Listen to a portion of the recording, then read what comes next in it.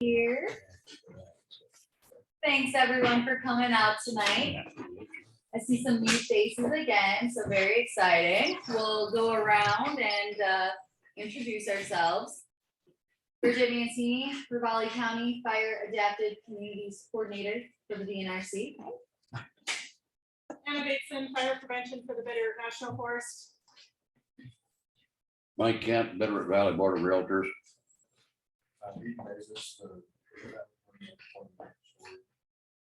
Andrew Emma, County Forester. Matt Young, Deputy Fire Staff Officer.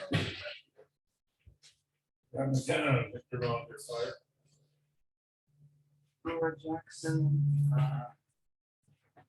I live here, I guess mainly, but I'm also on the board for the Bitterroot Climate Action. Frank Pelfrey, like Laura, I've lived here for a long time, but I'm also on the board of the Bitterroot Climate Action. And I live in the country where drones throw from Judy, so we both want to pay attention to fires. Yeah. Judy Anderson, private landowner. I'm Skip Kowalski with the Bitterroot Forest Collaborative. I've been monitoring you guys from Zoom. But excited to come in person today. Appreciate it. Ken Brewer, Florence Fire. Connor Vines, Resource Conservation and Development, Community Forester.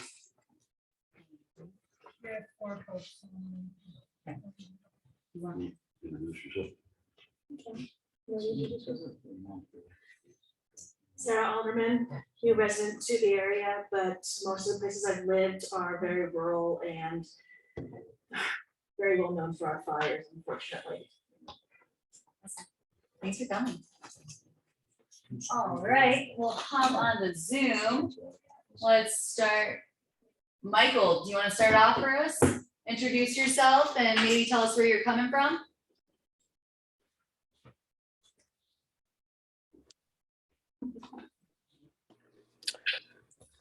Yeah, is that Mike West or Michael West from the Flathead? Is that who you're calling on? Thanks, Mike. All right, I've got Kimberly next on there. Hi, everybody. Sorry to join you remotely this evening. Just had a couple of family fun incidences, but I am online here with you all and happy to jump in where I can and just glad to be here. Of course, I'm your facilitator, so I will be on Zoom trying to facilitate helping Bridget and Anna. And again, sorry I'm not there to be with you all in person. Thanks so much, Kimberly. Appreciate you still being on. All right, next I've got Marcel. Marcel Getz, I'm the Fire Adaptive Communities Coordinator working out of the DNRC Libby unit. And I'm here to represent Fire Safe or Lincoln County Fire Safe Council. Awesome. Thanks for being on here tonight, Marcel. And we've got Kristen. Good evening, everybody. I'm Kristen Mortensen. I'm the Community Preparedness and Fire Prevention Specialist for the DNRC's Southwestern Land Office. Awesome. Thanks, Kristen. All right, just some quick old business, not too much here. We've got our billboard up on 93 still. It is facing north, yeah. I believe so. Yeah, it's facing north. Just past Victor. We are working on some evacuation cards that look something like this. So it's just kind of like a little checklist. And instead of being on like a piece of paper form, the idea is you could attach that to a go bag that you have ready. And it's there if there's an evacuation or something like that. Your county has fairly new evacuation plan. Okay, awesome. I think you can get it online. Perfect. Eric's in the loop about this, so he was getting me some resources and stuff that have been changed and updated. So we're making sure we got all the updated stuff on there for sure. Then Drew has received some funding through the DNRC that we are going to be creating a new mailer as an education outreach opportunity to kind of cover the various projects going on in the county, so pool mitigation, fire adapted communities, fire in the root, kind of just pushing that out there. So that's just started kind of early in the works, but that's something that wanted to be on your radar. We've started home assessments for this year, so we've got 4 or 5 done so far.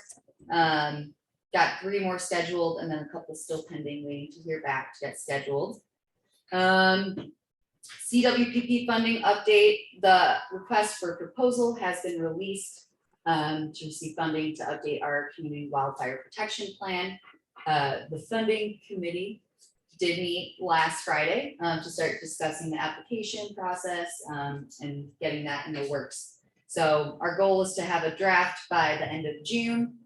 We plan to meet again then, and then hopefully have that finished product before July 31st, which is the due date. So funding wise, that is in the works. Yeah, those are the major updates I've got so far. Objectives for tonight. So we're gonna have a Q&A session with Fire Safe Flathead and Fire Safe Lincoln County as a way to try and learn from, you know, how they got started, what their organizations are up to, how they got organized. So we can hopefully learn from them and take that and implement that here potentially. Next, after that, we'll discuss, review the survey answers. We did, I think last meeting we had 12 responses. This meeting we have 22 responses. So super awesome. Really appreciate everyone that responded to that survey. So I think we got some good ideas of where we want to head as a group. So awesome. And then after that, hopefully, you know, once we come to figure out where we're at, maybe we can make a decision. Maybe we won't. If not, we'll table it to next month, but we'll see how far we get in that discussion of actually making some of these decisions. So with that, I will direct it over to Marcel and Michael. And it might be easier if we take turns, or we could go every other. I can ask a question and then Marcel can go and Michael can go, whatever y'all think is gonna be best. So to start it off, our first question, my first question.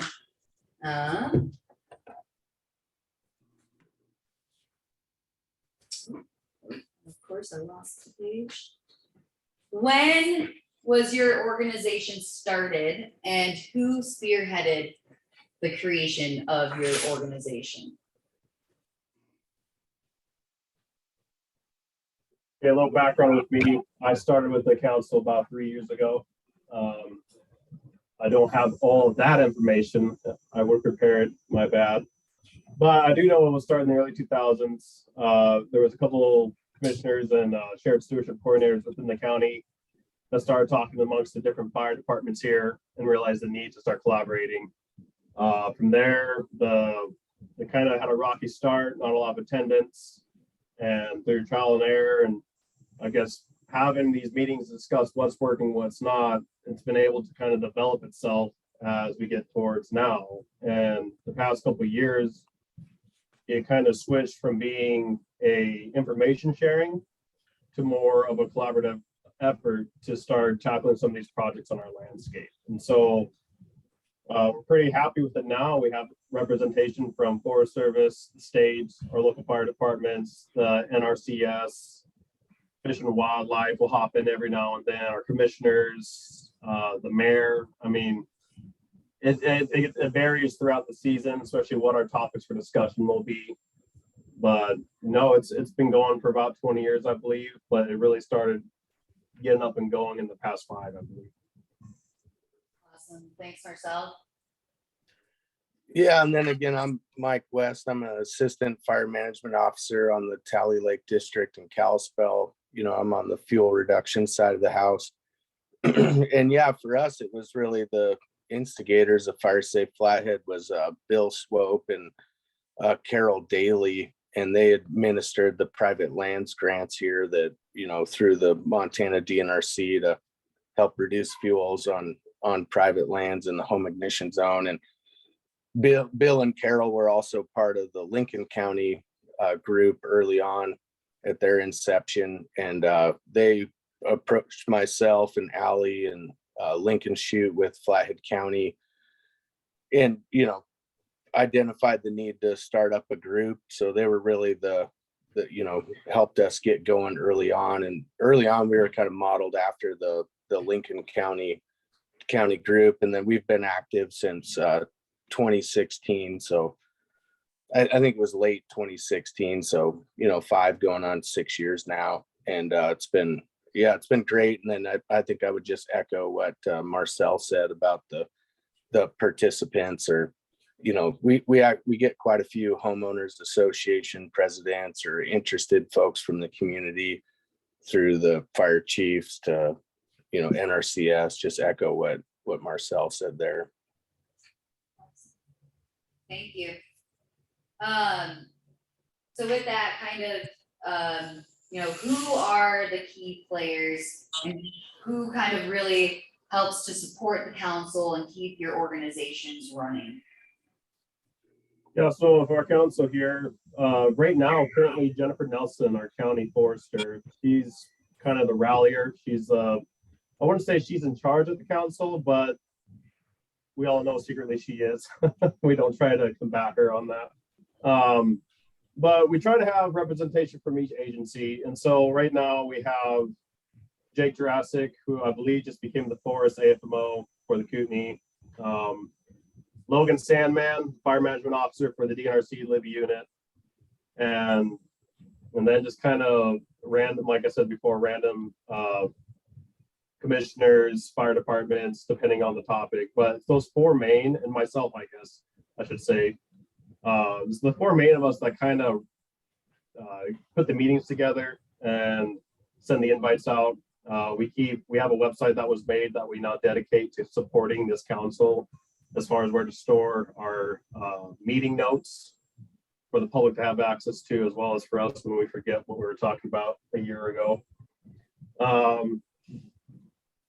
The other thing that we try to do is we have a chair for the council, and we rotate that every 2 years. And that's just to kind of keep, not necessarily the power, because it's not really a power position, but just kind of the who's in control, moving around different agencies. It was Jennifer Nelson for a couple of years.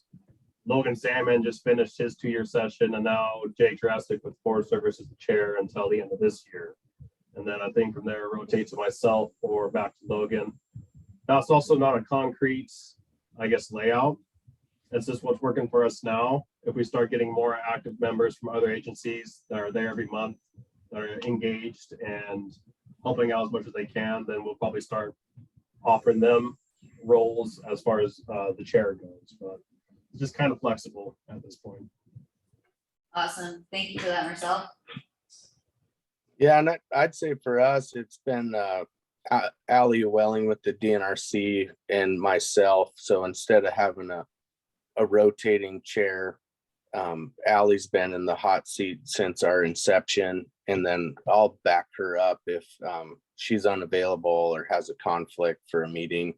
And yeah, regardless, I always back her up with helping with agendas and meeting invites and notes and getting things out and following up on stuff. So it's really Allie and I that spearhead the Fire Safe Flathead group with a, you know, a broad supporting cast of community members who actually go out and host community meetings and do different things, and we're all, you know, support each other. But we haven't rotated it around. We just kind of kept the chair and co-chair between Allie and myself, and that's worked well. And then I would say for the core group, you know, NRCS, Flathead County, you know, Northwest Montana Hazardous Fuels Program, that private grant program that helped us get started, have been kind of the core group. And then it's growing, you know, we're getting more and more kind of core members or folks who show up and, you know, participate, you know, as consistently as we do and help out. So it's worked well. Great. With that, do you have, I know, so Lincoln County has the chair. Do y'all have an identified and sort of, defined structural organization for your group? Defined roles, responsibilities that each person has, that type. Just the chairs are the only really defined role. With each month, we kind of break down the new action items that are coming to us. And from there, depending on what the need is, that's during that meeting is when we start breaking out roles. Okay, so we have this grant coming in. Logan Salmon's gonna go find out the cost of how much it would be to pay for 6 guys to work 3 months out on a fields project, and then Jennifer Nelson will handle the admin side of it, paperwork side of it. That's just an example. So it's really each month we start setting up who's going to tackle what. And then if there's a need, like most recently when we were redoing our burn permit system in Lincoln County, we would create subcommittees that would meet on different occasions. I think it was like 4 or 5 of us to tackle that. And then we'd bring the work that we've accomplished for that month to the next Fire Safe Council meeting. So it's just on a meeting to meeting basis. Sometimes teams are established to take, 6 months to a year, and they'll give updates on their work with each month. And it's not really a formal like chart as far as who gets assigned. It's just more picked when needed. More project based then. Awesome. Yeah, and it's similar, but a little bit different for us. I mean, it's similar in whoever wants to volunteer to host a community event or go to an HOA meeting, basically the spark plug or whoever wants to be a proponent of doing a project in a community. Well, regardless of who it is, it could just be a community member, a retiree, or anybody who has the interest. And then we'll all be in a supporting role to help them. They'll take the lead, and then we'll support them in meeting whatever their objectives are. And then beyond that, when we initially divvied things up, we had Flathead County doing the community wildfire protection plan updates and kind of monitoring, and that's worked really well. And then myself would do the fuel side. So if there were questions that came in specific to vegetation management or fuel reduction, if I wasn't the person, or we didn't, it wasn't obvious who to send the person to, or the community or neighborhood to, then I would be sure to get them in touch with whoever's on the Forest Service side of the house who can help them out, or in with NRCS or the state, funded grant programs, and kind of divvied it up that way. And then Allie was the kind of our public information officer, if you will, or, our kind of communication person. So we kind of created a wheel or a hub, and who was responsible for what. And that's worked pretty well, but it's pretty fluid, and, we roll with it. We don't have like hard defined spaces where, if somebody else fields a question that I could have easily answered, like, I'm just happy they got to it and helped the folks out. So we define some roles, but we tend to be pretty flexible and just try to help out and point people in the right direction. Awesome. Thanks for that. Next one for y'all. What are some challenges you've faced or are currently facing as a group? I think when you're dealing with cross-boundary efforts, some action items might pertain more to a certain agency. And so getting group involvement can sometimes, I guess, be a hassle. Another thing that we notice is, well, being on this council is not our day jobs, just like everyone there, I'm sure. And so not everybody has the time to tackle certain larger items that, instead of taking a month or 2 to get figured out, we might be going a year or 2 out, you know what I mean? And so I think coordination amongst different agencies as far as how often they can be involved, and how committed to a certain action item they can be. Like for us, July and August, we won't even have a meeting because we know that pretty much everybody's going to be either on a fire assignment or to just swamped with work back at the office. And we tried it last year, and it was just like a 10-minute meeting of, I haven't been able to do anything because I'm fighting fire. And so we kind of try to keep the bulk of our work our group projects for the shoulder seasons, and then into the winter if needed. And so I'd say that's probably the biggest hurdle that we have to cross, is just getting different agencies to line up just right to make things happen. With our CWPP revision that we are almost finished with, that took 2 years to do. I know some places probably would have been a lot quicker, but you just got to be flexible and understanding. Thanks, Marcel. Yeah, I think I'd second what Marcel says. There's just, setting realistic expectations for folks who are, balancing this as a, a collateral duty. They're there because they want to be there, they care, they get it. Balancing that with their day job, their life, fire season. So not dissimilar for us, we'll skip meetings on occasion if we're all just getting slammed during fire season.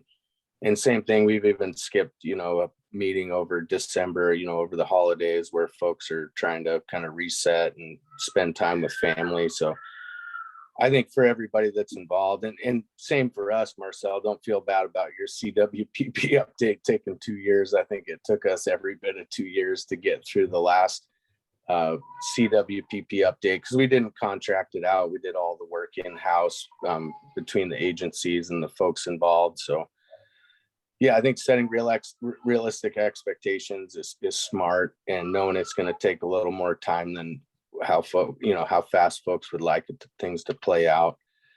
And then I would say a really big challenge for us is when we started really ramping up our, I don't want to say education, because we're not educating people. It's not like they're not smart, but doing outreach and, raising awareness and trying to get the community up to speed with the, what we're dealing with from a fire hazard standpoint, and getting community buy-in. And, we hosted some Era of Mega Fire events throughout the community at all our fire departments. I think Lincoln County's done similar stuff. And we got so much community buy-in that we couldn't meet the demand with our grant funding or our ability to just get work done on the ground.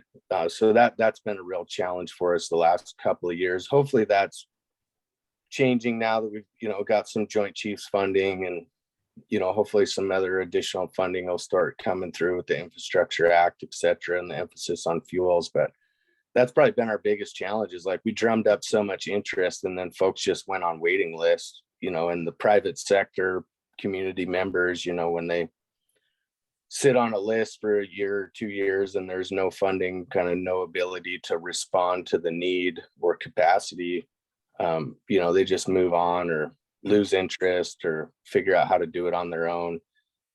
So that's been our biggest challenge. But I feel like we're starting to get caught up. So I'd be ready to respond if you raise a bunch of awareness and get a bunch of buy-in. That's some good advice. Thank you for that.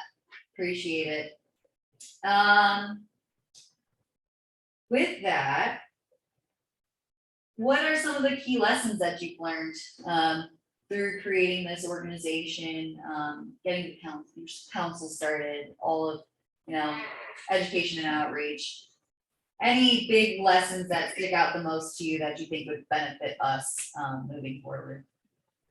I think each council is going to be different. I know when this council here was getting up and going, they were trying to model themselves after, I'm not even going to pretend I know who, but places like Missoula, Kalispell, the councils you guys have going there, you guys are going to have a way different workload, way different priorities and needs than, let's say, Lincoln County. I hear often that you guys do a lot with HOAs, with a lot with landowners and education and whatnot. Lincoln County, we're not really set up that way. We do get public involvement here and there, but not to the scale of you guys. And I think there was a frustrating few years of why aren't we reaching these people? Why aren't we able to have the same successes that other organizations are getting elsewhere in the state? And I think what we realized was, well, we don't have as many people. A lot of people live in Lincoln County for a reason. They don't want to hear from us. They don't want to hear from anybody. They want to stay in the woods away from civilization. So, but there was a serious need for cross-boundary relationships to be improved. And everybody was doing the same thing, but in different ways and not communicating to each other. And it led to a lot of frustrations there for a couple of years. This council was able to bring everybody together to almost be a platform to communicate just what we're doing. And from that, it stemmed into, well, hey, I can help you with that. Or, hey, I know what you can do here. This is what we did when we made that mistake years ago.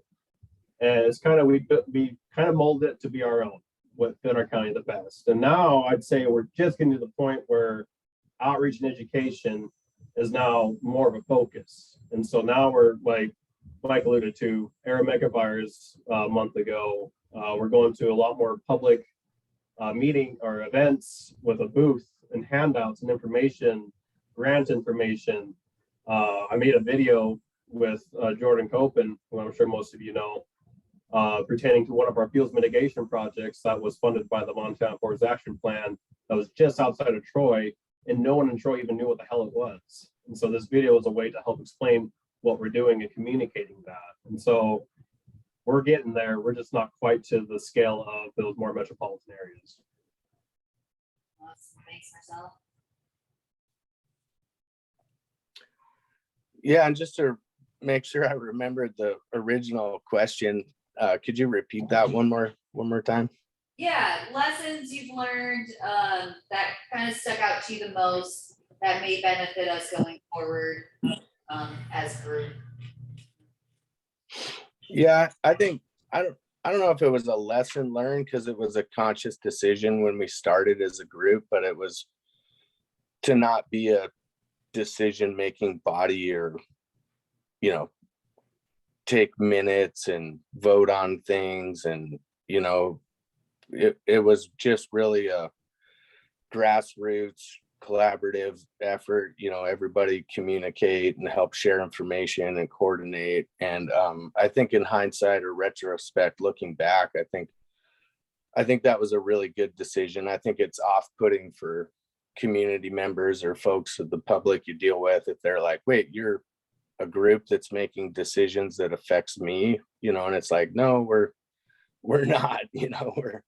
We're all, like you said, we're all coordinating, communicating, collaborating, collectively trying to make a difference in our community, and really just being here to connect the right people at the right place and time. And I think in hindsight, like that was a really good decision, that we made a decision to be a more informal group. And I think that was much more palatable for our community here. And then I'd say another, you know, lesson learned for us, or what worked well, was I got into an agreement at the Forest Service and the DNRC to where we were able to put some of our hazardous fuels funding into an agreement to help fund Fire Safe Flathead. So that was really beneficial, to where when we needed funding to do, you know, information sharing, outreach, you know, put up Smokey the Bear fire hazard signs in communities, just do anything to support our group on, you know, pushing out stuff on Facebook, which costs money, you know, just doing all those things. I think having that agreement in place and having funding, you know, consistent funding in over there in the last, you know, 5 going on 6 years has been really helpful. So that was good. In hindsight, that was a good stroke. And, you know, the state has a lot more flexibility on what they can do with, you know, funding. So that helps out a lot.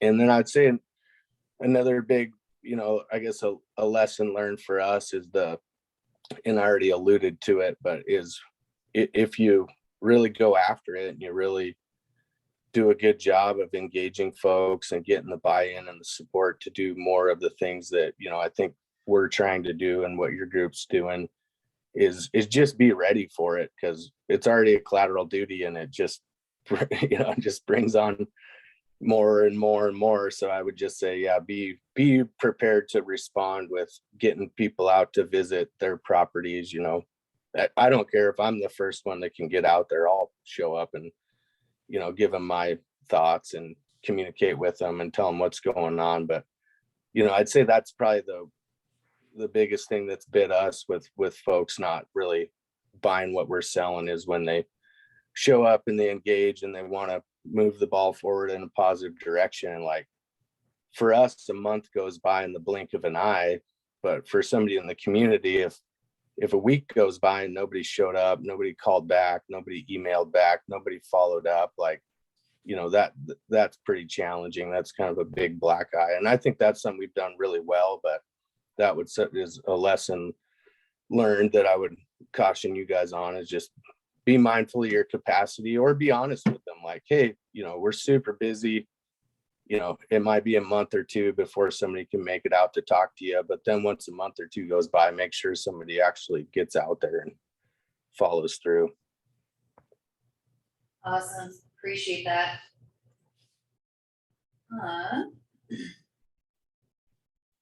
I'll open it up. Does anyone have questions that any of these things have brought up?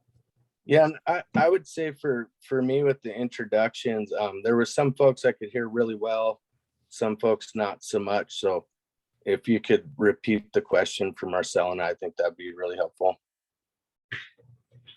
Yeah, good. I'm gonna open it up if anyone else has other questions right now at this time. Does anyone?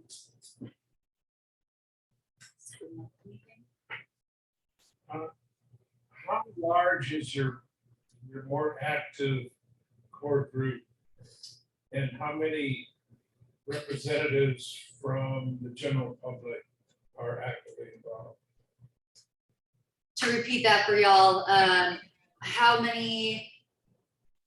large is your active group of members? So those that actually participate, not just showing up to the meetings.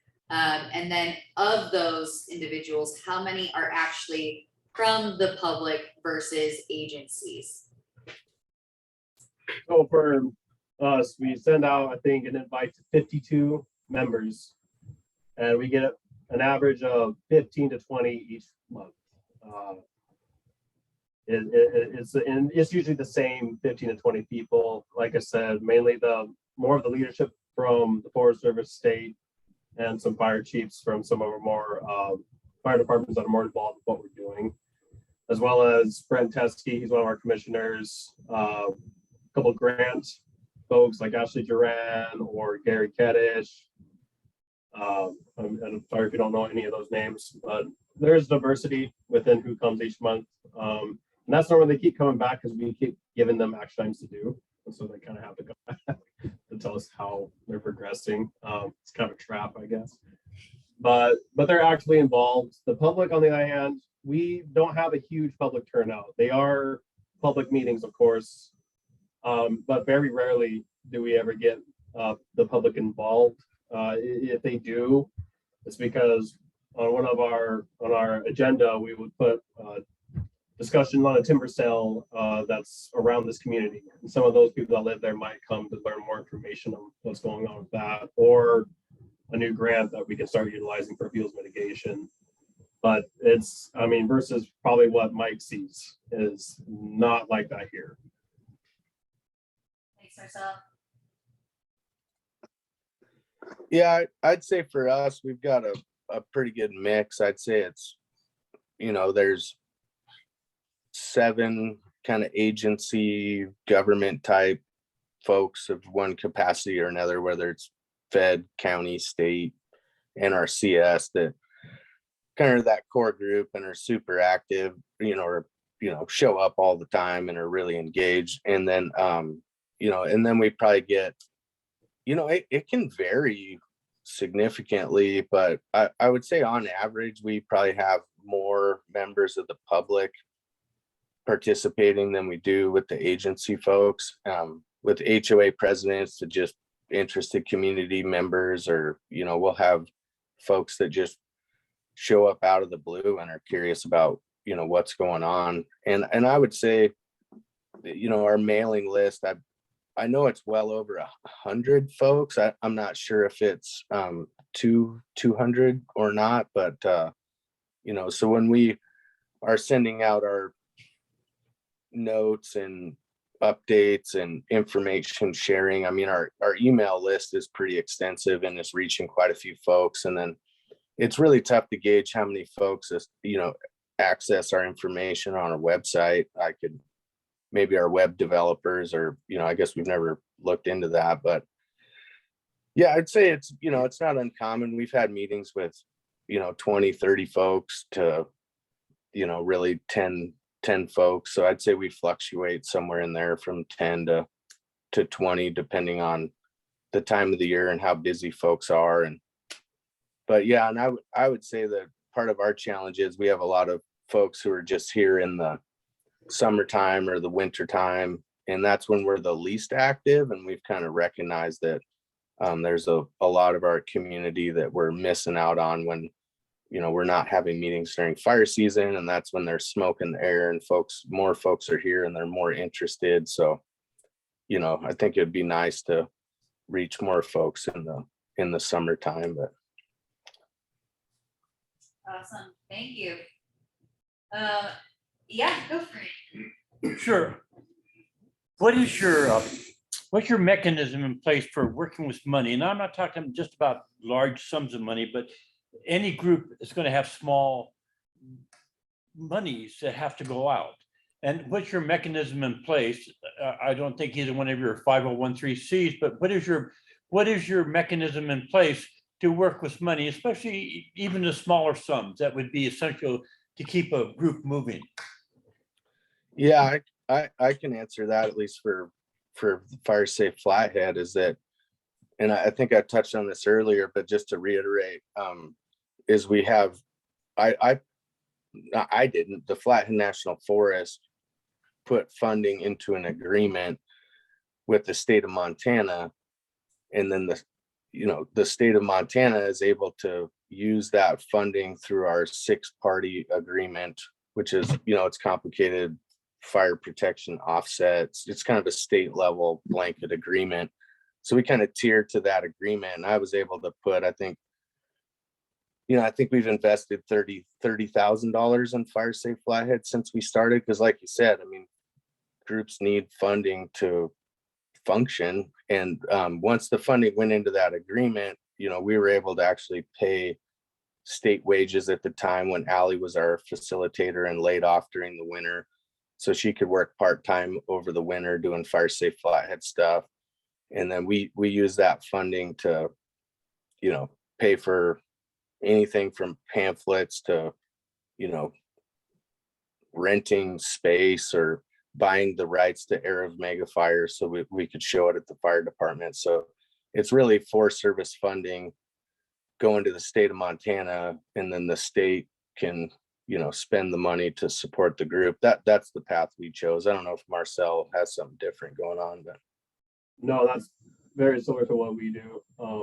Again, a collaborative effort when that small funding is involved for, I guess, the amount of money needed to make an organization like this work. Thankfully, it's not a lot, but it's definitely where my position, I guess, has been utilized heavily with the council, is to help.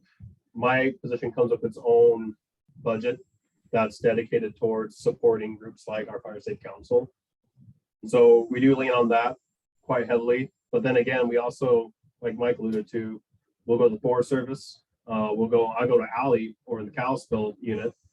She's my sign dealer. She always got the latest scoop on everything going on. You know, there's connections all around the kind of the western side of the state when it comes to assistance with funding for those smaller amounts of funds for outreach, signs, handouts, mailers, door hangers. And if none of that works, I just know to go knock on bigger doors at a bureau level. I'm bound to make somebody annoyed.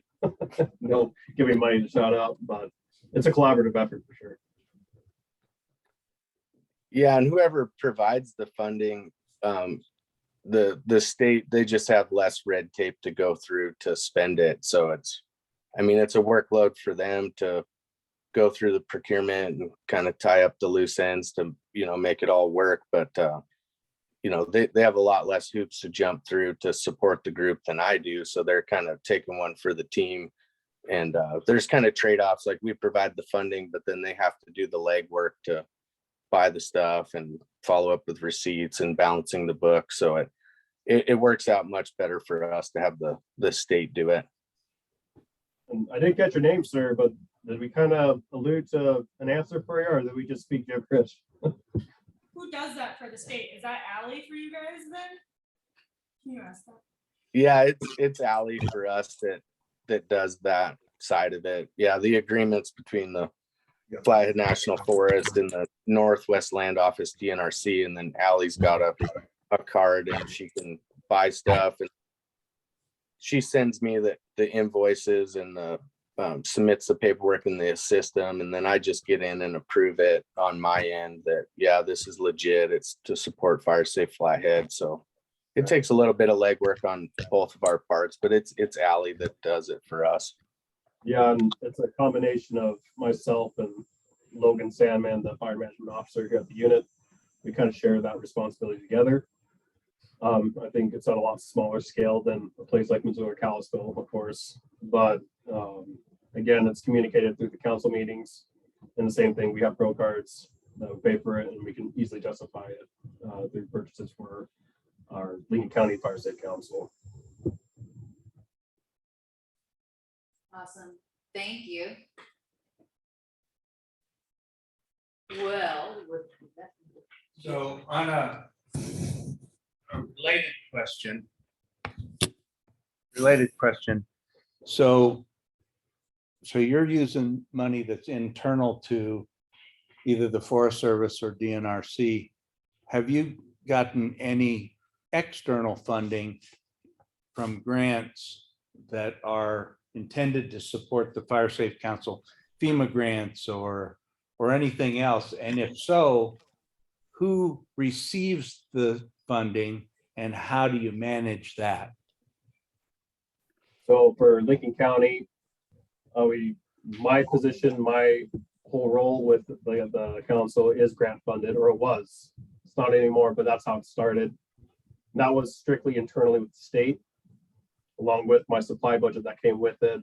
But when it comes to other grant fundings, whether it's the Forest Action Plan, this new community wildfire defense grant that just came out, a lot of that will kind of get handled by our county forester. And now I know not every county has one, but for us, Jennifer Nelson really handles the money side of it from those grants. And again, I have meeting notes from one of our meetings last year, and there's a whole section dedicated to Jennifer for grant updates to talk about what's going on, what money's coming in, where she could use help in finding out. She might have, I don't know, a couple thousand she needs to spend. We can help her figure out where that money should go, set the priorities as a group. But yeah, statewide, myself, and then for the county, our county forester handles that.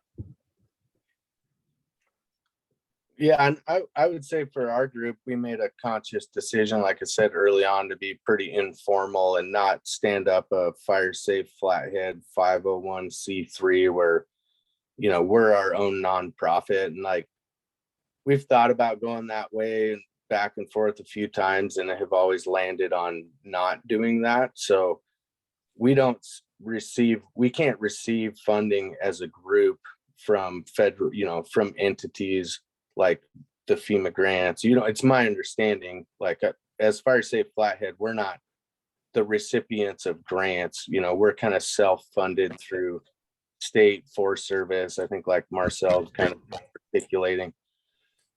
And so if we have NRCS receive grants, Northwest Montana Hazardous Fuels receive grants, Flathead County could receive grants if they wanted to. But for our group to receive grants, we'd have to stand up a 501c3, and then you have to have, I think, a chairperson, a board, you have to vote, you have to meet regularly and have there's a lot of formal hoops you have to jump through to, I think, maintain that identity as a 501c3 or to stay compliant. And then it gets more complicated because then as a group, if you're receiving that money and then you have this too many people to really effectively make, a decision, I guess, at least for us. So we found it's easier to like go through Whitefish Area Fire Safe Council or Northwest Montana Hazardous Fuels or NRCS or the county or whoever can be a legit recipient of that grant funding. But as a group, we cannot receive funding through grants. We just have to basically commit to self-funding ourselves, at least for like I said, we've spent probably $25,000 in 5.5 years supporting our group and our efforts. But that was just through agreements, which are a lot different than receiving grants. So it's definitely, if you're going to take a leap to do the 501c3, and then the agency folks can, in my understanding, because I just looked into this recently, but then the agency folks can like, I can't be a chair, I can't be a board person, I can be like a technical advisor or help with technical stuff, but we can't really participate with that side of it. So then it would be like kind of two groups within a group. You'd have the group of like non-governmental employees that are the chair and the board and take the money and figure out where it goes and, do the accounting and reporting and all that stuff. And then you'd have the other part of your group is like the technical advisors, the agency folks who you can't like cross over.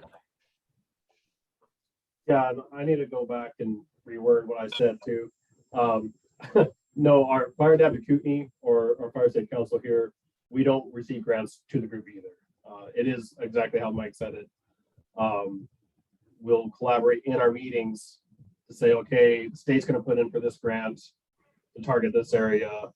NRCS has a tip in place close to that area. So I'm going to work with Brian Russell up in Eureka with the NRCS on how we can collaborate for our two separate funding programs to meet the same objective. But yeah, that's the same story for us. We don't get one group grant written out to us. It's to the different agencies, and then we collaborate, communicate how we can kind of help each other out with it.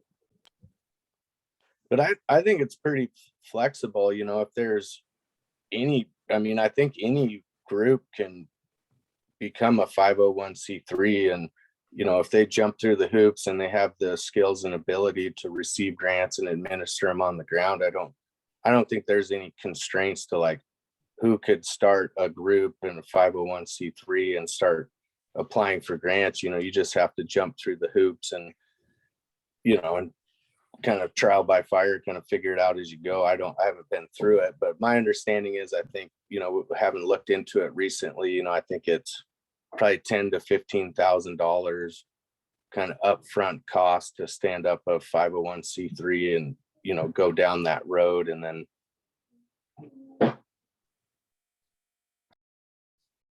Awesome. Thanks for that. So one question about your community wildfire protection plan. Both of you said that it took several years, couple of years to several years to complete it. And it sounded like you did it collaboratively, but used agency personnel to do the work. Is that correct?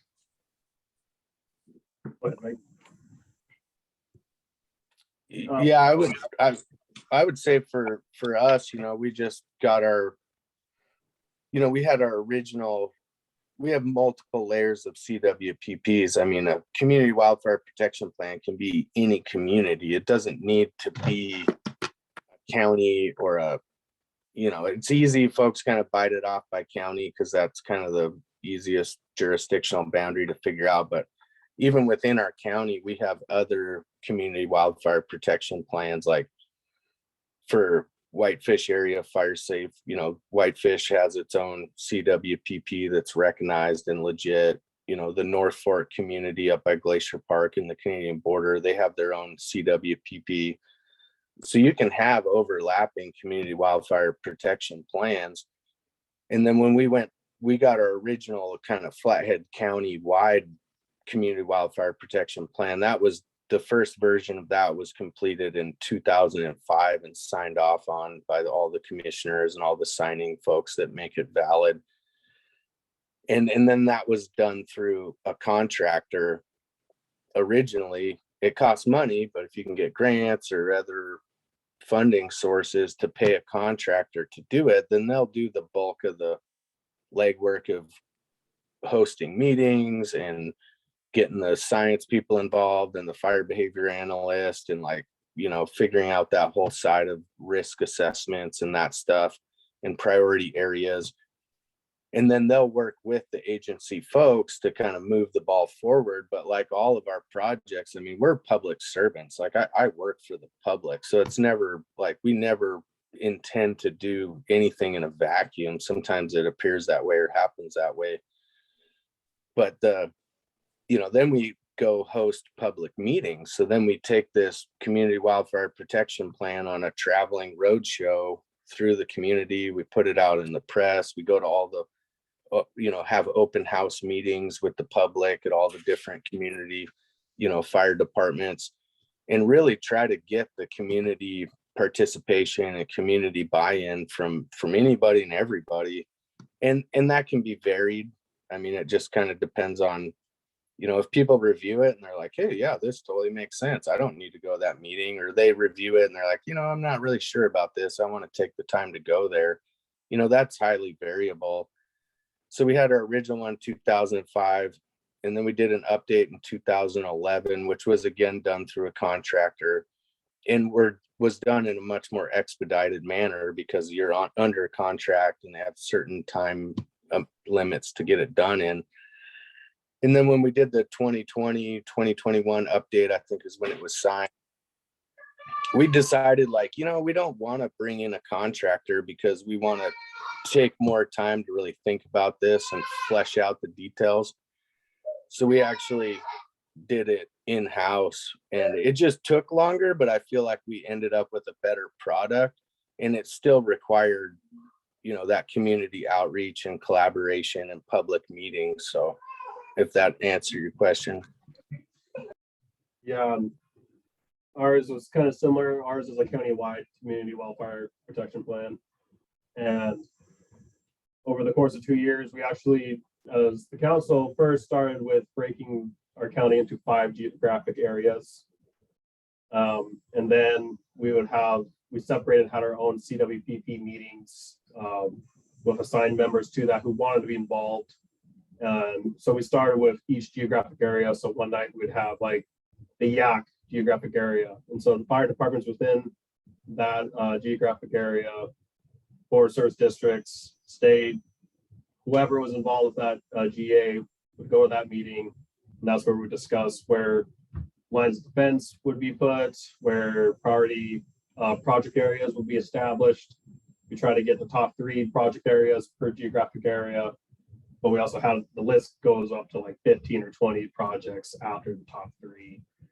And so that process took some time getting all the geographic areas identified and established. We utilized the risk assessment, forest action plan to help highlight where those projects need to take place.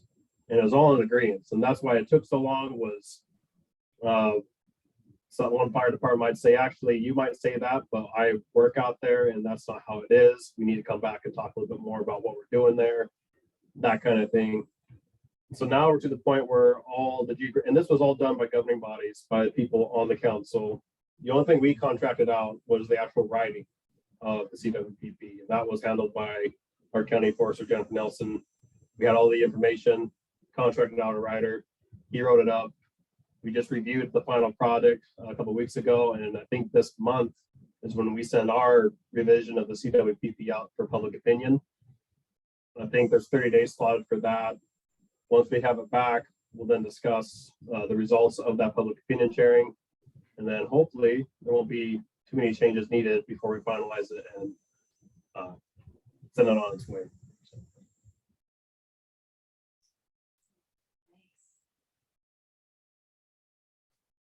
Any other questions y'all can think of right now?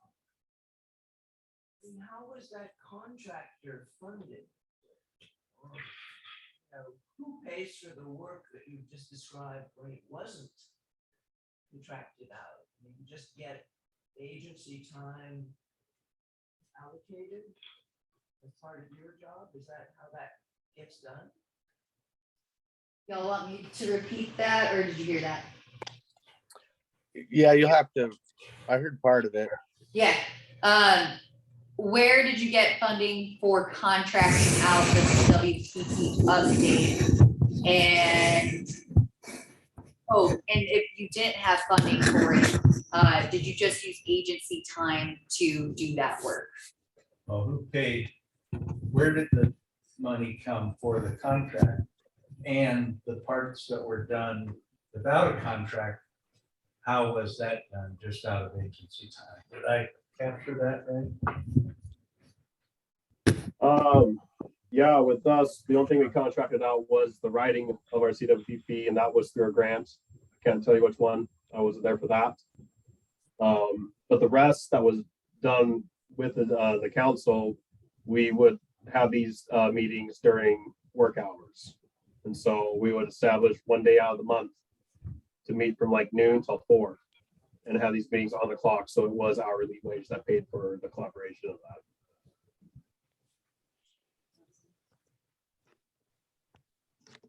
Yeah, and I would say for us, it was not dissimilar. Like, you know, I'm sure that, you know, there's funding out there and available to support CWPP updates. It's just a function of talking to the right folks who are willing to do the legwork to find which grant to apply for, or which funding. You know, there's money out there to hire a contractor to do, you know, the bulk of the work. You know, Marcel, they just chose to have them do the writing this go around. But yeah, I believe it's best, I think for us, we just ran it through the county.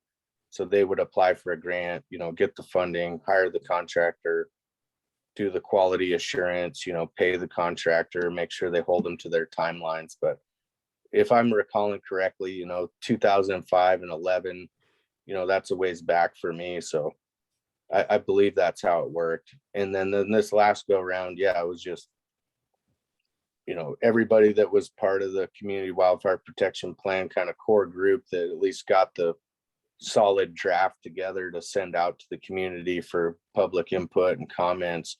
And, you know, that was just all donated time. I don't want to say donated, it was all taxpayers' money. It was just our, you know, the folks' time who was involved. You know, we just made time for it. But I think that's the downside if you don't go with the contractor, is it takes more time. That's just reality. So it's like, I feel like we got a better product, but you know, it took more time. So like, you know, what are your objectives? You know, if you're going to do a CWPP from scratch or do an update, if you want it done sooner than later, hire a contractor, because it, you know, find the county person to do the legwork to get the grant and administer the grant. It's going to happen a lot faster that way. If you want a more engaging, in-depth process and you want to see how the sausage is made, then, you know, do it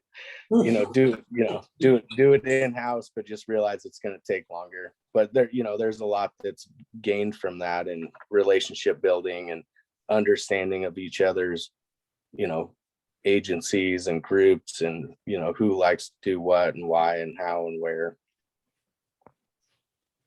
Awesome. And then off of that, do y'all know how much your updates costed?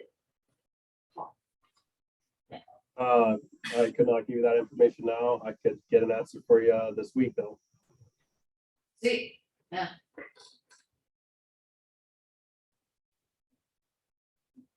Yeah, same for me. I don't know off the top of my head. And even if we quoted you what it was in 2005 and 2011, I'm sure it's a little bit more now, but I can certainly ask and follow up with you. Yeah, out of curiosity, if it's not too much trouble and y'all remember, be interesting to see. I won't remember, but I know who does. Any other questions out here? I've got maybe two more questions for you. And this is kind of maybe a little bit of a leading question. So as far as decision-making processes go within your organizations, you know, I've heard from both of you that a lot of the funding is still agency based. So, and your groups are slightly more agency based as well. So as far as decision-making processes go, especially money-wise, are those decisions pretty much just made within the agencies, or, you know, are those members that show up to a random meeting able to decide if you spend the money on something or not? So kind of also with that, do you have a membership, and how do you deal with, you know, you say you have 50 people on the list, but then only 25 show up. So, you know, if someone shows up randomly, do they still get the same decision-making weight as every single member that shows up to every meeting or something?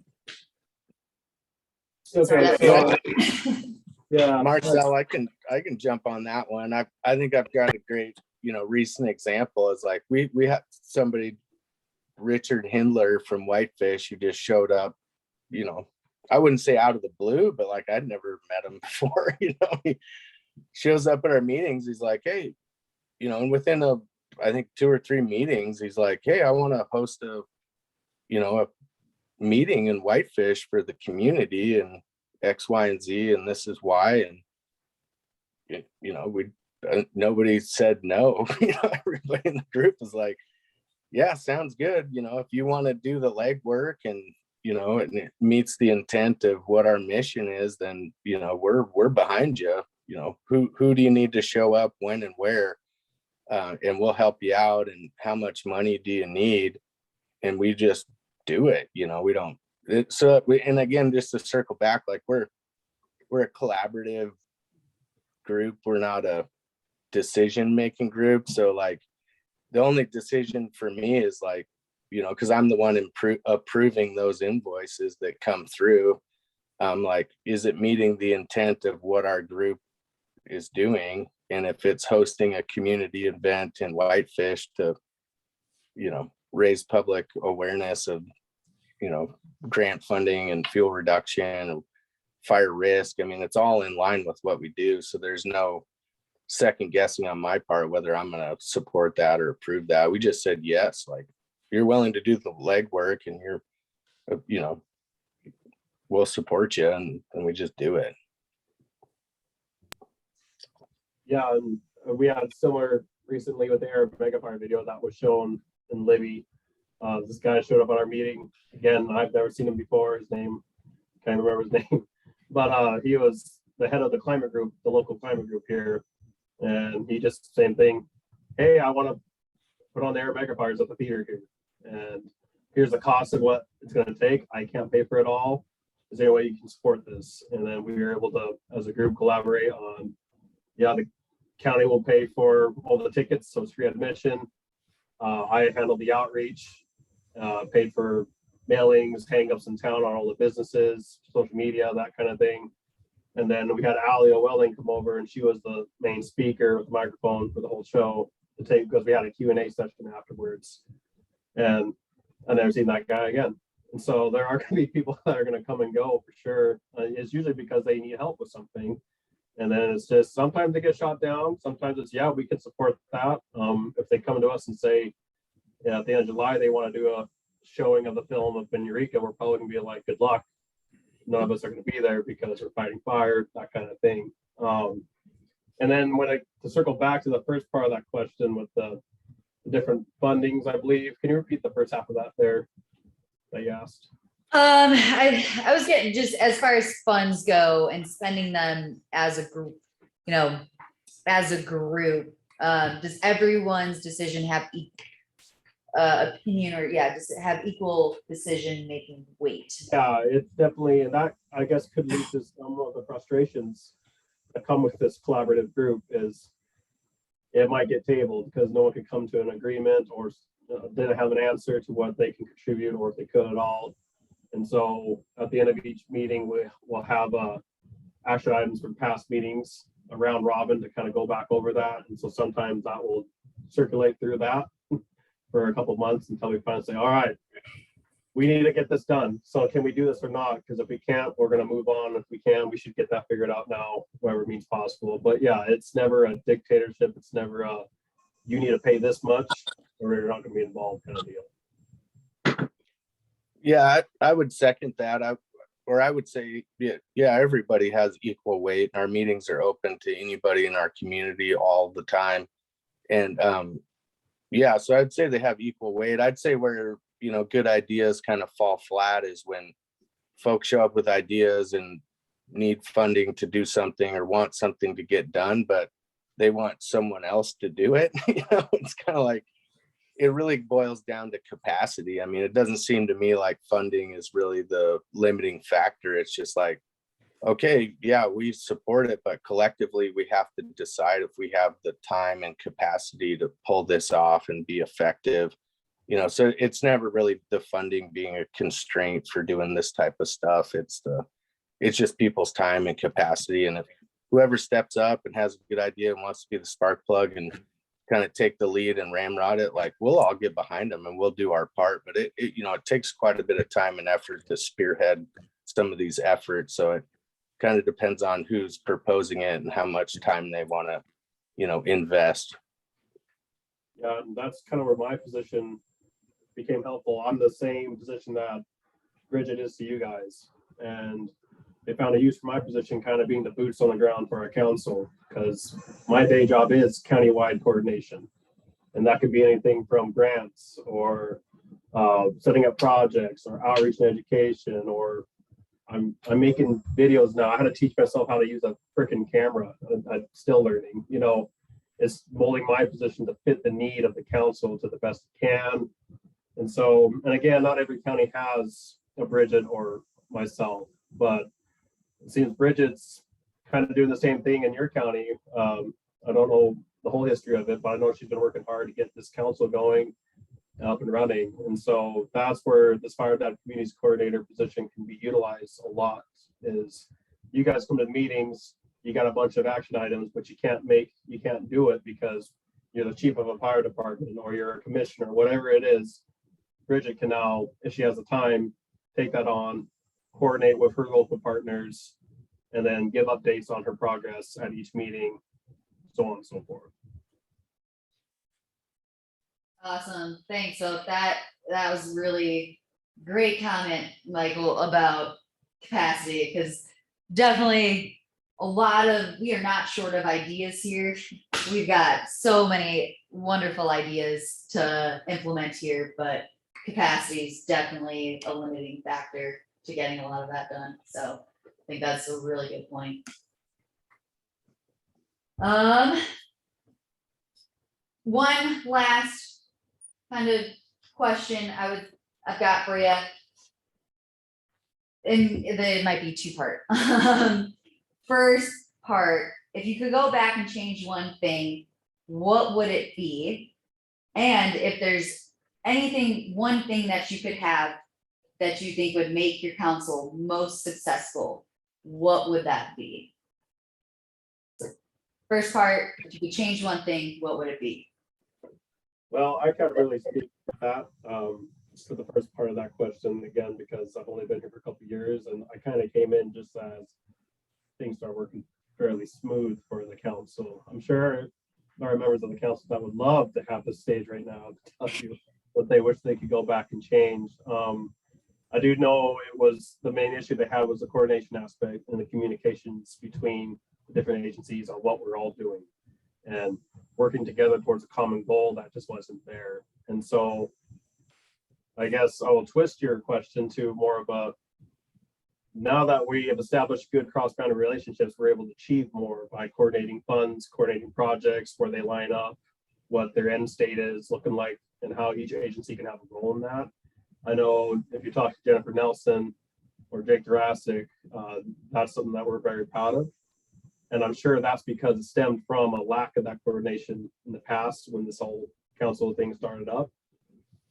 One thing I wish that we had more of a bridge to, and then this is more of a state thing, I guess, but more of a bridge to the Bureau, to the people above us that make other decisions that we can, that have the money, that have the answers. There's a great communication at this level, at the council level within our county, but not so much with the higher ups as far as Helena goes. And so a lot of times if we do see them, they'll randomly stop by a meeting, drop a bomb in the room, and then they're gone, and we never hear from them again. And so I think having more of a communication link with the bigger decision makers above us to help assist this council and whatever action items we have on the table that'd be nice. Awesome, thanks, Marcel.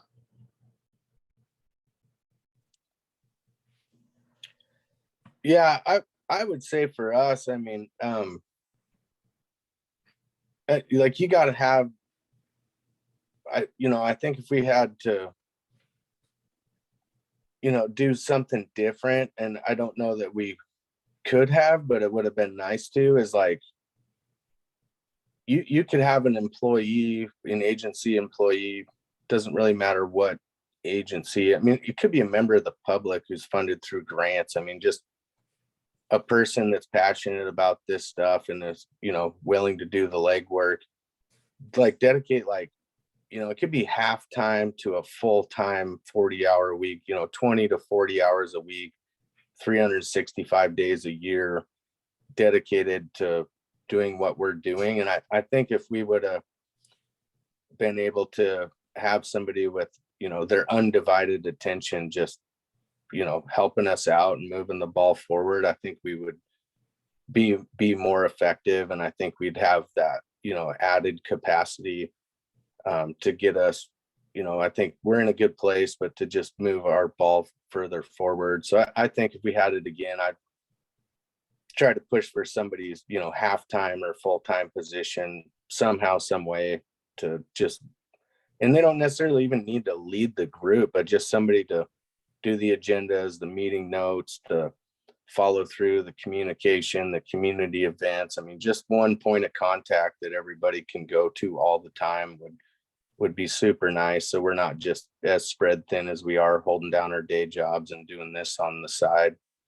I think that would be a go back.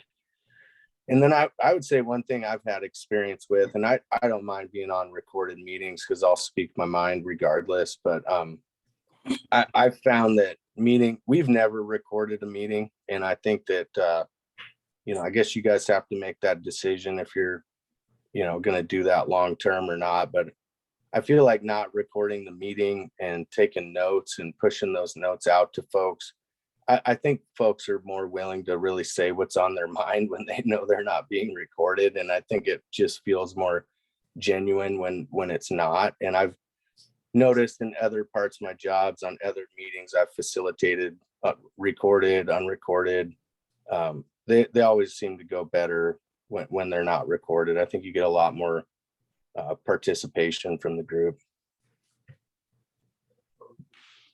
Awesome, really appreciate all of that. Any last questions? Yeah, Mike. One thing that's come up when we spoke with the commissioners, and also I've gotten some kind of feedback from both realtors and builders, is where it concerns the wild and urban interface.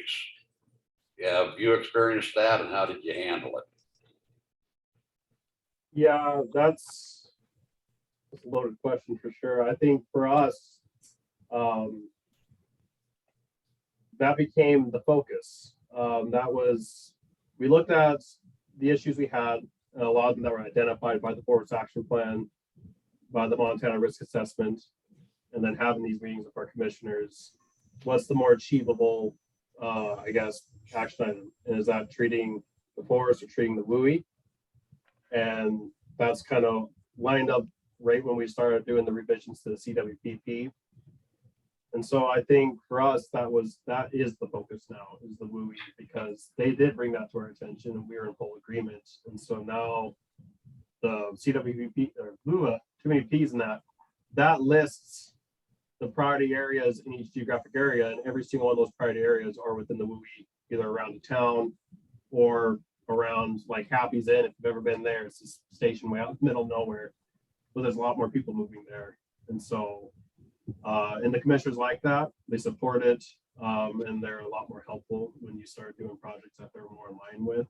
But it wasn't more of a scratching the commissioner's back, it was more of a, we can set up fields mitigation projects within the WUI and targeted areas, whether that's through the NRCS TIP program, Joint Chiefs that just came out. Libby was on that approved project list for Libby Surround.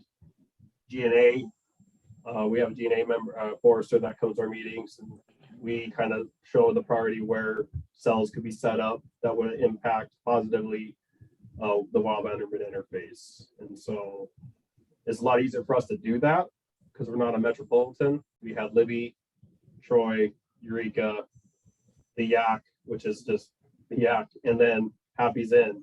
And there's just not a lot of people in there. So our projects to focus on the WUI are a lot easier to tackle. We're not a metropolitan area, we're a micropolitan area. This isn't New York City over here.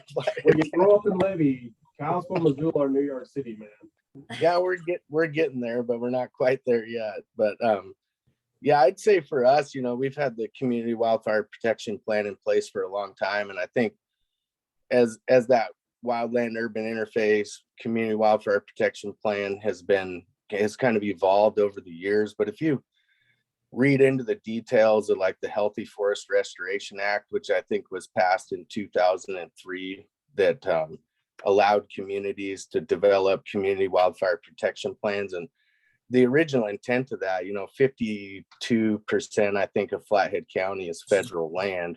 It was to give the community the ability to have a say in vegetation management that relates to fire risk that can affect the community. So the original intent of a CWPP, a big part of it was so that the community that doesn't live on the national forest or manage the national forest for the public people, you get a say in like, hey, we want you to treat this area because it's a threat to our community. And it gives us the ability to do things that we wouldn't be able to do if we didn't have a community wildfire protection plan.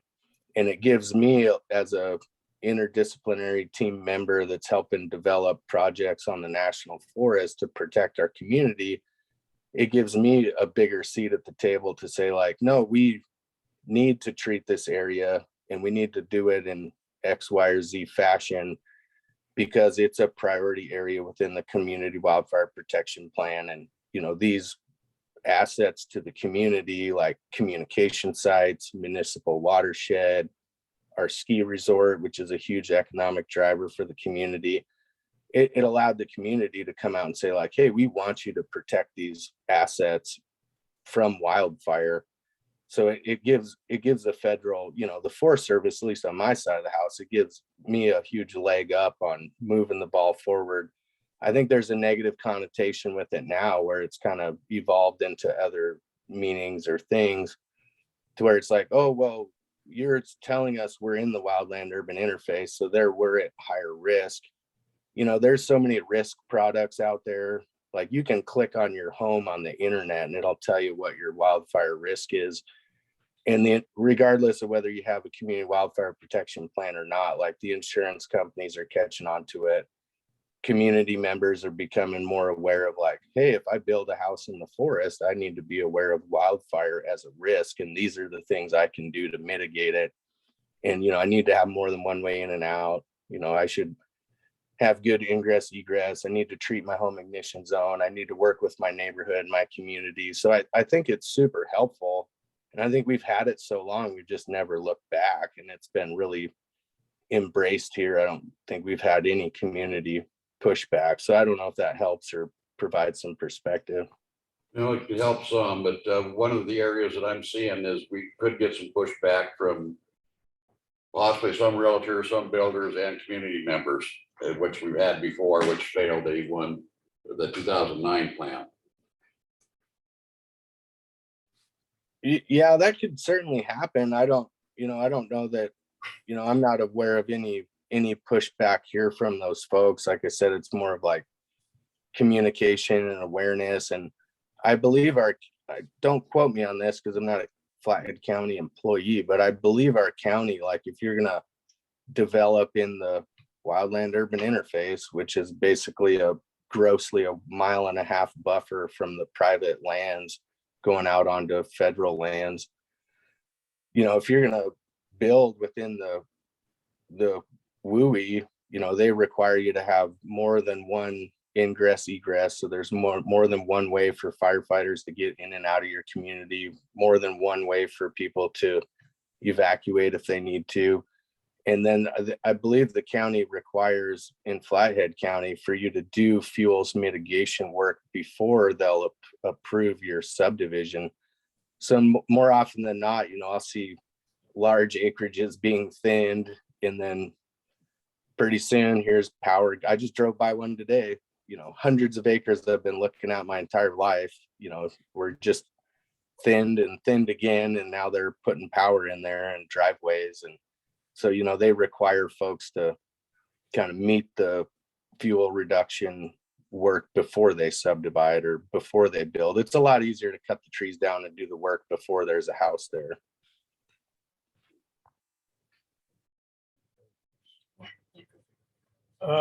Question for either one of you, of the actual work on the ground, both maybe in terms of percentage of effort, man hours, or money spent, was spent on the private land, and not necessarily at the cross boundary, but within the home ignition zone of private property?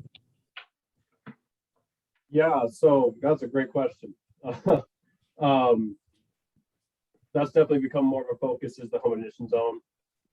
The issue that we're running into is, and again, this is going to vary from county to county, is grant opportunities in the area, and I guess the local economy. And so for Libby, for example, it's not a wealthy town. A lot of people have a problem on their acreage or problematic trees. They got insects and disease, but they can't pay for it. And the grants are becoming, that's the problem with the outreach of this funding assistance, is it becomes very competitive. And so most of the work is done on a landscape level for sure. And I wouldn't say percentage wise, I would say maybe 15% of that is, and that's being generous, is towards the home ignition zone. That's kind of where my position was created, to help kind of push that envelope a little bit further, and capitalizing on grant opportunities to help provide more assistance to the home ignition zone. And so that requires me to work a lot with our county forester, with our grants gal up in Missoula, Ashley Duran, and kind of setting realistic goals on where the priority should be and how we could best mitigate the fuel risk on those properties within the home ignition zone. But unfortunately, it seems most that I do anymore is I go do a home assessment, I identify the issues, landowners very excited, and then I call them back and they don't want to do the work. And so it's got to be equal parts here. It can't be just the government body showing up, identifying needs. Landowner needs to be engaged as well, and that's an issue that we run into, is that they don't want to be engaged, they just want it done for themselves. So we're trying to find a workaround with that. The other thing, we have the hazardous fuel reduction grant up here. Someone might be able to correct me on this, but I believe the grant can only go in place if there's a federal burn within 5 miles of where the grant would be. There's not a lot of that coordination happening here as far as that grant being able to be used. So what we end up using is the NRCS. They got a very good targeted implementation plan system, TIPS for short. Sorry, there's a lot of big words I'm trying to force out of my mouth, but they have quite a lot of projects up there, our county. And one of my jobs is I go out and identify places where future TIPS can be implemented based on the home ignition zone. And then right now, the Chain of Lakes for us down by Happy Zen, I'm working with them setting up a TIP. That's my go around to assessing that issue with the home ignition zone by using another agency's, I guess, techniques or system that's in play to kind of meet that same result that we're all looking for. But yeah, it's definitely not the percentage that we're looking for. It could definitely be higher. Yeah, I'd say for us, I'm firefighter, not great at math, but I would say, if I just had to relate it to this year, it's really difficult to say because we meet so many of our fuel reduction targets through timber harvest that, the wood fiber on the national forest land is really paying the lion's share of, treating the acres that I would like treated. And then if they're not economically feasible or the wood fiber can't offset or pay for the cost of doing business through timber management, then, I would say this year, just as a snapshot, I think we spent, $700,000 of hard dollars on, fuel reduction work that's not going to pay its way out of the woods on the national forest side. And then the state, it's hard for me to say for the state, but I know they meet a lot of their land management goals and objectives through timber harvest as well. And then, they invest in pre-commercial thinning and other forest management. So I would say that, the state's getting a lot of good work done around here. And then I would say on the private land side of the house, we probably, spend a couple $100,000 a year, probably $200,000 a year, directly home ignition zone, right around homes, right in the interface. And then NRCS, I think in the past, I think they've been around $500,000 a year, doing private lands forestry through their targeted implementation plans. But then this year with Joint Chiefs, it was kind of a game changer because we have such a backlog, so much unfunded private interest in doing this type of work on their property that I think, and it's to be determined if NRCS gets their full request, but I think this year alone they're requesting like $2 million this year to do private lands work. And I think that's pretty sustainable. I think we could do, $1 million to $2 million of private land work here this year and each year going forward for a while. And then I would say beyond that, like I was out with a homeowner today who's got 80 acres adjacent to us. We're working on a cross boundary project and they're not even using the grant.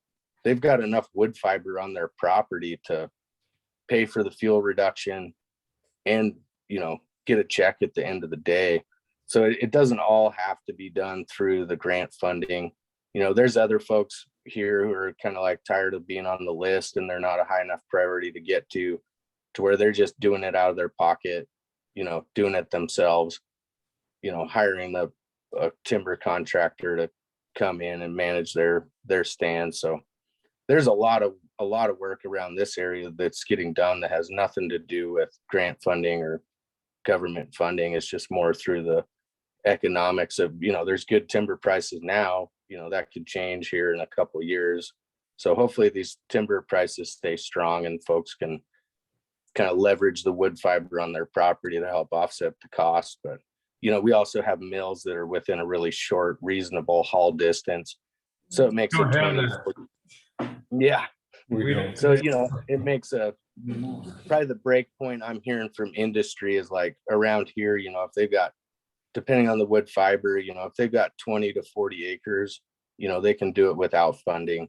If they've got more land than that, then in a decent stand of timber, they can usually do better than break even. Yeah, unfortunately, that's not the case here.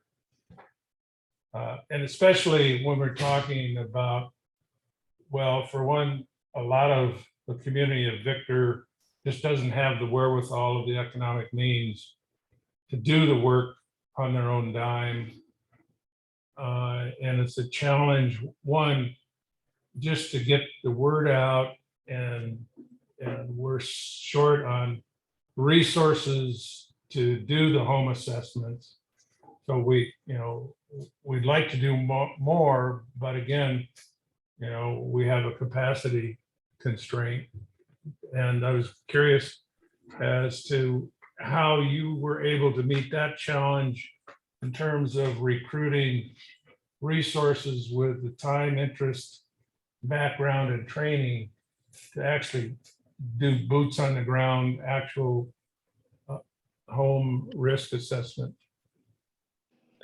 Yeah, we've been leaning on the DNRC. I'm not sure if you guys have state fire protection down in your area or not, but the DNRC up here, you know, they do home assessments. You know, I'll go do a home assessment. You know, we've have fire chiefs that'll go out and do home assessments or property assessments. I mean, it's basically an all hands on deck. You know, I think I'm gonna just this week alone, I'll have met with, you know, just myself, you know, 3 different private landowners this week. So I just understand the need and make it a priority to meet with those folks and help, you know, coach them through the process, you know, depending on what their options are. But I'd say building capacity to administer grants and to get more funding out on the ground. I believe you guys had the Bitterroot RC&D and, you know, an active group down there for a long time and may still be.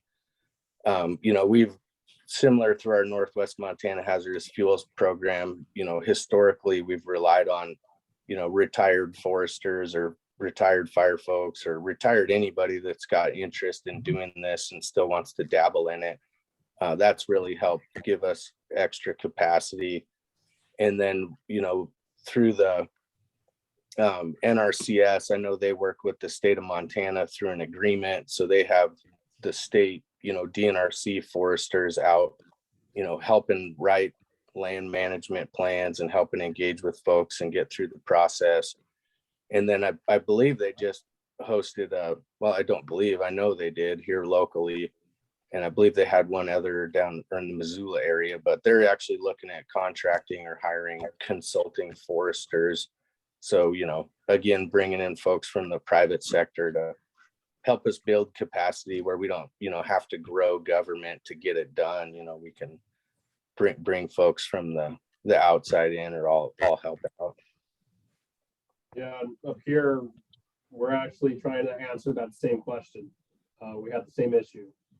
For a moment there, I was the only one within the county doing home assessments, and that math did not add up to me. I plan on retiring it someday, you know. So right now, I'm working with the Bureau on trying to set up a training this fall where we have 8, I believe it's 8 fire departments within our county to send a couple of folks to this training for home assessments. I talked to the NRCS. I said, hey, you guys visit with landowners just as much as I do for these forest management plans. While you're out there, you guys could do the home assessment, or at least let me know when you're going to be there. Myself or somebody can be there to accomplish that home assessment as well. The DNRC here, we train all of our guys. They go to S215 for triage, but then they went to the NFPA training they had 2 years ago in Kalispell on how to do home assessments. So we got 8 crew members here, so any one of them can go do a home assessment. It's slow moving, and I don't know if we'll ever find the right answer. But for me, it was getting all the departments involved. Every department has their own wildland urban interface, their own areas of residential living, that they know the people there. They know where everything's at, and if they could be the one to kind of spearhead, you know, those home assessments for each area, that'd be great. But it's a lot of coordination. It's you know, it's training, so everybody's doing the same assessment. They're not having different variations of it. I know, talk to Kristen Martinson, there's a whole survey that just went out trying to home in on these home assessments and how we can make them better. And so, yeah, I'm in the same boat you are. I understand that frustration. You're trying to build an army out of 10 people, and it's not easy to do. But I hope within the next year or two, we start to get more answers and more support from different levels on accomplishing getting more home assessments within each county. Yeah, and I would say one thing we've done that's been successful is instead of going into a community and doing an individual home assessment for the 60 homes in a community, we'll just host a community event at somebody's home is willing to, you know, have their neighbors over, you know, like a fire chief lives in a community or just somebody who knows somebody. I mean, it's a small world. And then we'll just invite everybody over and then we'll go through a home risk assessment, you know, with the entire group and ask questions and answers. I mean, yeah, there's subtle differences between people's homes and the topography or whatever, but you know, you can, you know, get to a lot more people more efficiently by, you know, trying to do one home within a community to at least get everybody on the same sheet of music. That's a good idea. So Mike, you had a description of your WUI in Flathead County. And I assume Lincoln County has basically established the same thing, a WUI in Lincoln County. So when those WUIs were established, was there any issues that came up or pushback in terms of establishing that WUI within each of your counties?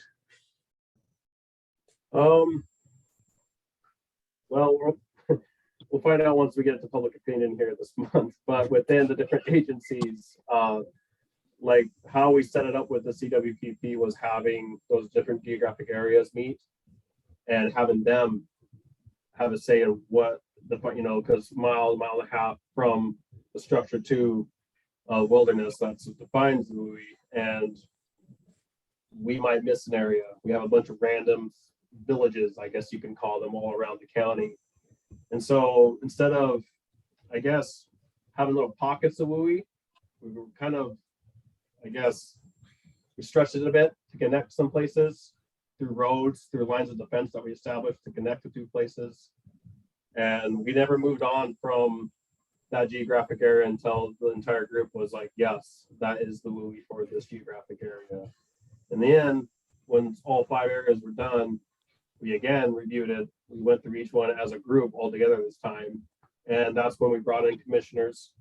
That's when we brought in our shared stewardship coordinator, Port Authority, everybody that would have a say in it to kind of confirm our reasonings and our locations. And again, we did that in-house, so it took a long time to get everybody in one room. But like Mike said earlier today, it's a more fine-tuned product now because everybody's on board, everybody had a say.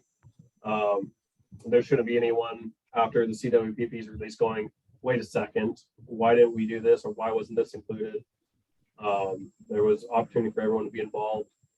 And the last hurdle now is this public opinion side of it. We'll see if the work that we did will meet the needs of the public and then go from there. But no, it was pretty slow moving discussions to help identify the WUI and get on the same page for sure. Yeah, I'd have to say I wasn't here and, you know, I mean, I was here, but I wasn't involved at this level or CWPPs, et cetera. In 2005, when our first community wildfire protection plan in the county was established. But, you know, everything I've heard from about that era, you know, 18 years ago to present is like, no, I don't recall anybody pushing back or wondering what was going on, or, you know, and maybe that's a function of our, you know, they just did a good job of communicating what the intent was and why, you know, we were wanting to do it. But no, I don't recall anybody pushing back or any issues moving it forward. So Kristen put something in the chat for you both. It might shed some light on why we're asking so many questions about the WUI and the CWPP. Just some history that we've had here in Ravalli County, some pushback with the WUI layer. All right. Well, we have gone over time. So I appreciate y'all being on so much. I think it's going really well, so I didn't want to end it. That was super helpful information. I think it's a lot for us all to think about and to consider as we're moving forward here. But we are gonna, I believe, put in for the CWPP update funding that just came out from the DNRC. So that is kind of high on our priority right now, as well as kind of trying to figure out our organization, how we're gonna make decisions, identify membership.